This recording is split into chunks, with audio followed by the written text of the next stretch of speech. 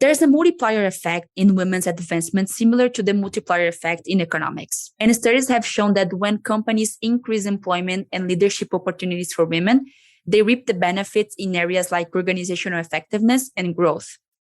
Women make about 75% of all household consumption decisions and control close to 100 trillion in wealth. So women can no longer be ignored.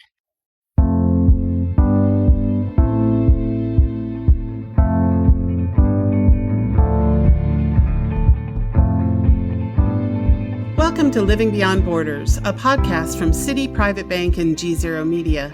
On this program, we examine global risks and opportunities from the angles of both politics and economics. I'm Tracy Moran, managing editor of GZERO's daily newsletter, Signal. In 1995, at a UN conference on women's rights, then First Lady Hillary Clinton famously said this: "If there is one message that echoes forth from this conference, let it be that human rights are women's rights and women's rights are human rights once and for all." More than 2 decades later, there have been some signs of progress for women and girls globally, but the pandemic brought 2 major setbacks, especially in the workplace. In the U.S., at least 2 million women left the workforce, bringing their participation in the labor market to its lowest level since 1988. Still, studies show that when women work, societies reap the benefits. In fact, McKinsey reported that closing the gender gap could add as much as $28 trillion to global GDP. We're going to talk about how to achieve that today. I'm joined now by Ida Liu, Global Head of Citi Private Bank. Hi, Ida. Hi, Tracy. It's great to be on. And Isadora Seixas, Global Macro-Geostrategy Analyst at Eurasia Group. Hi, Isadora. Hi, Tracy. I'm happy to be here. Ida, let's start with you. We saw so many headlines during the pandemic about women dropping out of the workforce. Where are we now in the recovery? Have women returned to work? Are things back to so-called normal? Well, we've all heard about the Great Resignation and the disproportionate impact on women. And it's not a surprise at all because we've heard that many of the women have been working so-called triple shifts, right? In some cases as a caregiver, in some cases as a virtual educator, and plus their full-time jobs. So it's not surprising that there's been a disproportionate impact on women due to burnout. Right. But we are seeing that the number of women with jobs now is higher than at any point since the COVID pandemic began, although it's still well below pre-pandemic levels. So things are not quite back to normal yet.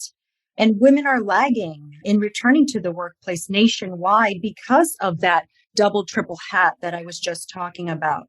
But we're super focused on supporting our team's health and wellness and offering caregiver support and additional caregiver support for many of our employees to ensure that we're supporting our female colleagues around the world and taking some of that weight off the shoulders.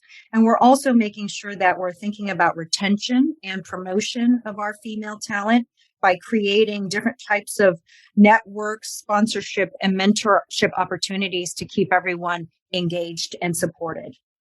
And Isadora, what have you seen in terms of the impact of COVID on women in the workforce, not just in the U.S., but globally? Well, COVID-19 disrupted labor markets around the world, but women were the ones hardest hit.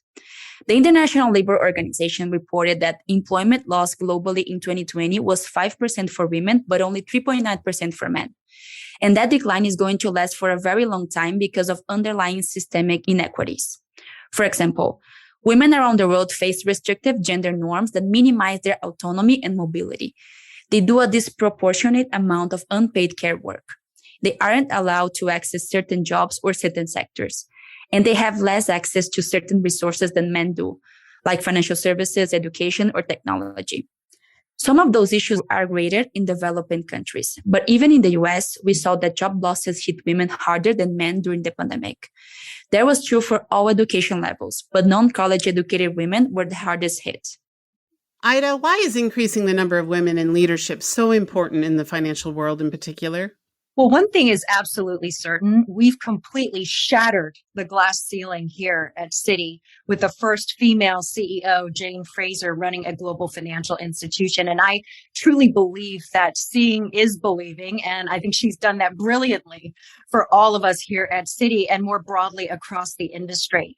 I'm also very proud to share that we have 50% of our employees globally are women and 50% of our board are women as well. And that's industry leading.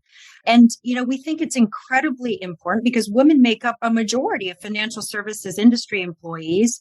And the share of female executives are going to grow from 22% today to almost 31% by the end of this decade. So we absolutely view having women and female representation and frankly, in diversity as well as a huge strength for us in our organization. It drives a lot of innovation, creativity. And I'm particularly proud in the private bank, we're almost 50% women and my leadership team is 40% diverse. I think it is because we are so diverse that we have so many different perspectives around the table. And our clients love the fact that we look like them. And I think it's very important that we mirror the clients that we serve around the world, which are extraordinarily global clients. One of the clients recently said to me that they felt that our team resembled the United Nations. And I took that as a huge compliment because I do value very much the multiple perspectives, the diversity and inclusive nature of our teams brings to the table. Oh, that is encouraging. Isadora, have you also seen this trend globally? Are the numbers of women in leadership positions going up, like in the financial sector or in other leadership areas like government? Yes, for sure. In 2021, the proportion of women in leadership roles in financial services firms was 24%, and it is projected to grow to 28% by 2030. So while this is certainly an improvement, it is still below parity with men, and it's not increasing as quickly as many would like. Within the S&P 500 financial institutions, women are projected to fill 37% of C-suite roles by 2030, up from 32% in 2021. But that increase is partly due to the growth of non-traditional C-title roles such as Chief Diversity and Inclusion Officer, Chief Innovation Officer, and Chief Sustainability Officer, where women tend to have high representation, but which might not command the same import as the more traditional roles. When you look at the government spheres, things are even worse. The data shows that women are underrepresented at all levels of decision-making roles worldwide, and achieving gender parity in politics is far off. For example, as of September 1st, 2021, there were 26 women serving as heads of states and/or government in 24 countries, out of over 200 countries in the world. At the current rate, the UN forecasts that gender equality in the highest positions of power will not be reached for another 130 years. What do we know about the impact this has had? Well, there's a multiplier effect in women's advancement similar to the multiplier effect in economics. So, for example, within financial services firms, for every woman added to the C-suite in an organization, roughly 3 more women rise to senior leadership roles. This is one of the most important reasons why financial services firms should bolster the efforts to achieve gender equity. And studies have shown that when companies increase employment and leadership opportunities for women, they reap the benefits in areas like organizational effectiveness and growth. In government, there is growing evidence that women's leadership improves political decision-making processes. Women demonstrate political leadership by working across party lines through parliamentary women's caucuses, even in the most politically combative environments. And they champion issues of gender equality that have far-reaching public impact, such as the elimination of gender-based violence, pensions, gender equity laws, electoral reforms, parental leave, and childcare. And Ida, we know that women are not only having an impact on the financial world, but other huge sectors of the economy, like technology, small business, etc. What other trends are we seeing? What about the informal economy? Well, women are making dramatic strides in entrepreneurship. Female participation in the entrepreneurial space is almost 80%. The rate of men globally, which is meaningfully higher than the 50% it was 20 years ago. But unfortunately, most of this increase is driven by developing countries where women have difficulties finding employment in the formal economy.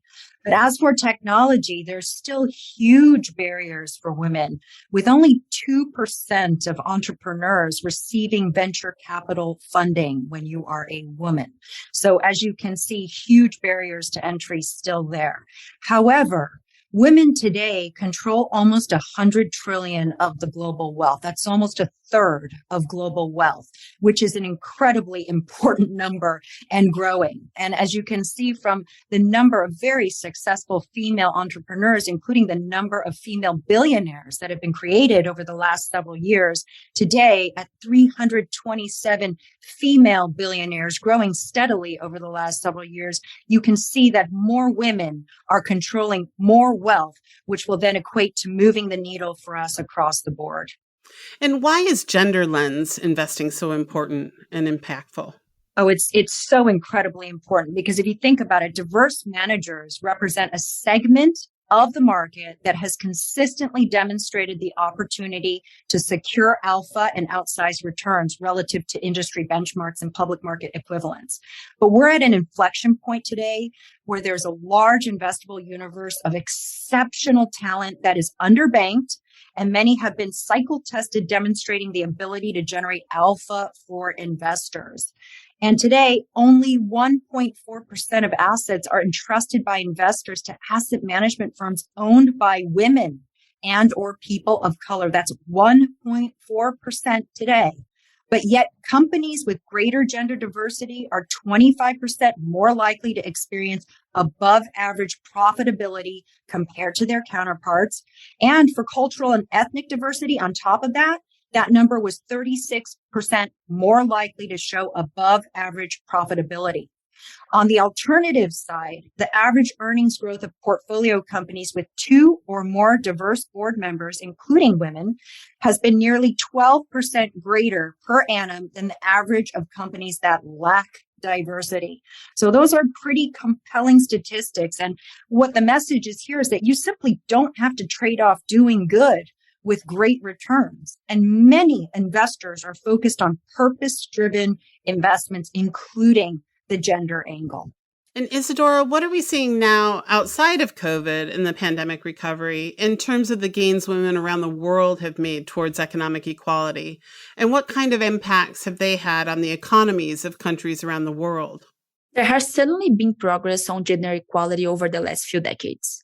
More girls are going to school, fewer girls are forced into early marriage, more women are serving in parliament and positions of leadership, and laws are being reformed to advance gender equality. Increased educational attainment accounted for about half of the economic growth in OECD countries over the past 50 years.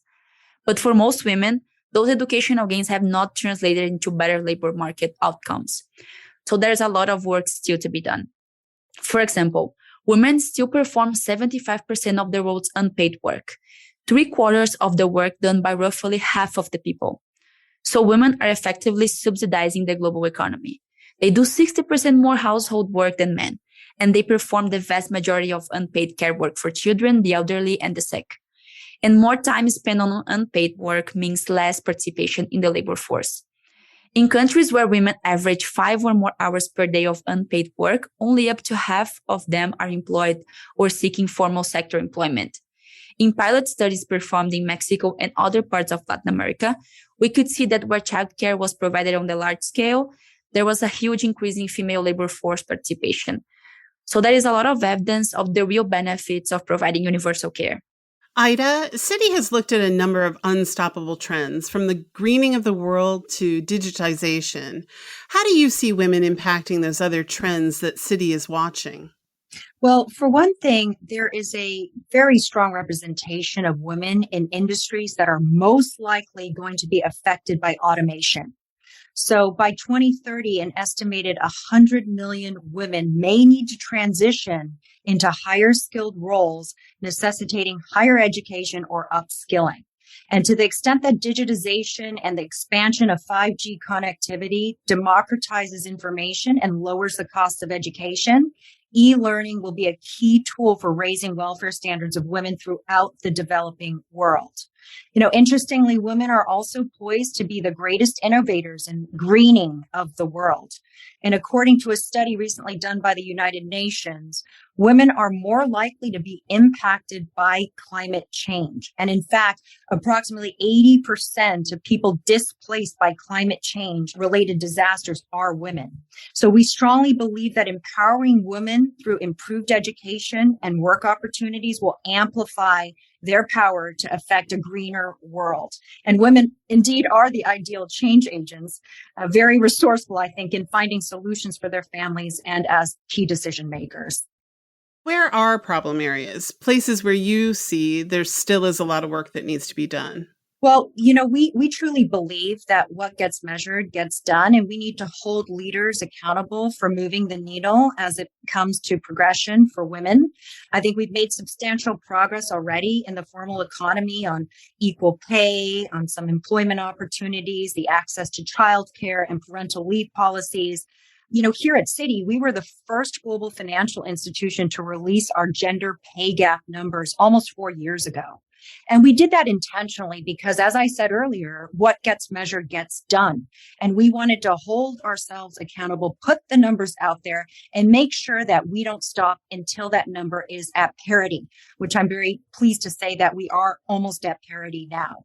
So I think it is important for us to continue to do that, to measure progress, to hold leaders accountable for moving the needle, to make sure that we have very diverse interviewee slates and interviewer slates so that we can bring more diverse talent into organizations and foster a more inclusive environment.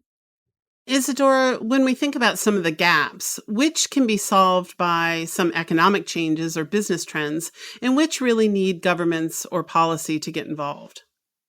Well, to address issues like gender inequality, we need governments to get involved and provide policies that ensure greater coverage of women. Such policies should be universal, gender responsive, and independent of labor market trajectories or prior contributions to social security programs. We've recently worked on a study with the Gates Foundation that showed that global GDP would be increased by an average of $3 trillion each year if all women had access to free childcare. This increase would stem directly from value created by women who would join the labor force due to better access to childcare. Looking at the US specifically, such policies became even more important now in light of the recent Supreme Court decision to overturn Roe versus Wade. As abortion is made illegal in some states, more support should be provided to expectant mothers, especially from low-income families.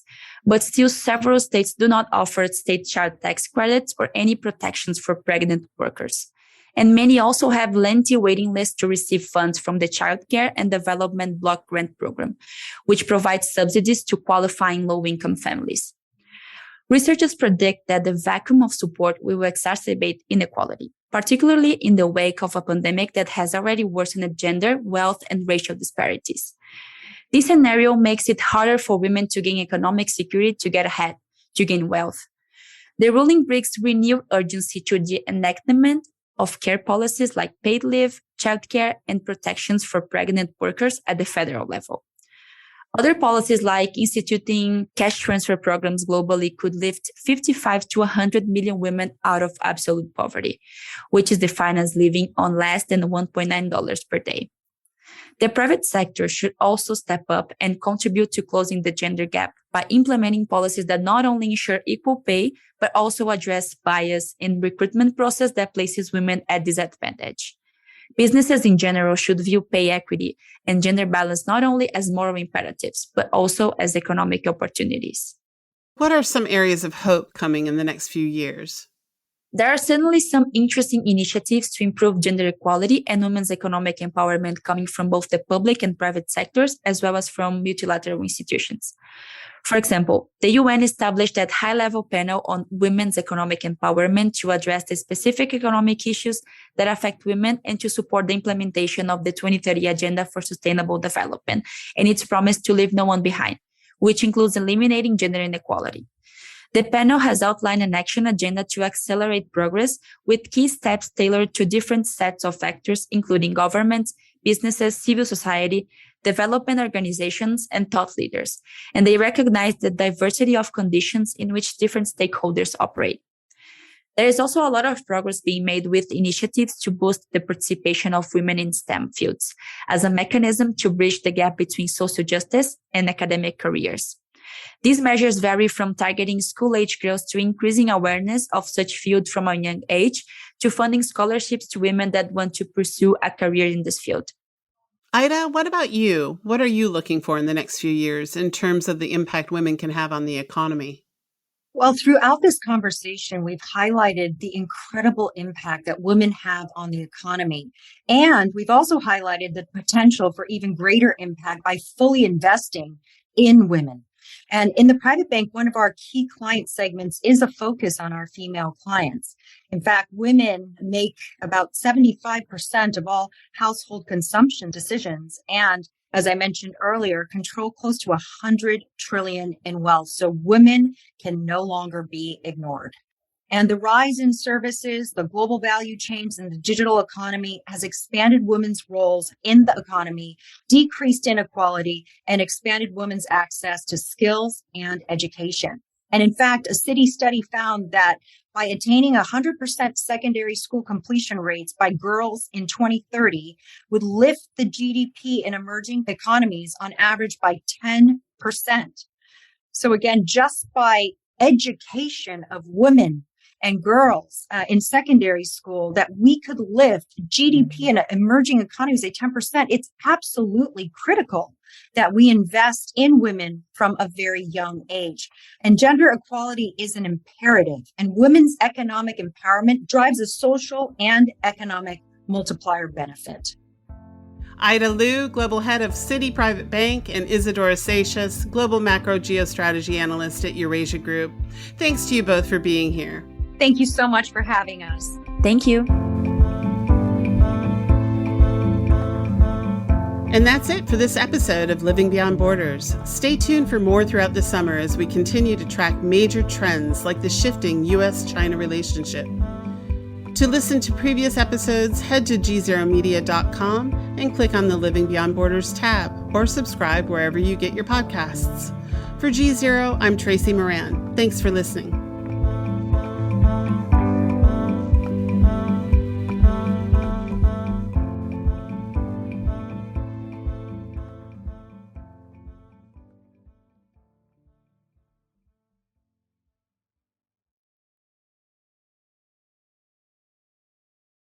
You're listening to the GZERO World with Ian Bremmer podcast, your weekly geopolitical deep dive into the world's biggest news stories, featuring in-depth conversations with global leaders and newsmakers. To get more of GZERO's insights on global politics every morning, sign up for our free newsletter, GZERO Daily, at gzeromedia.com.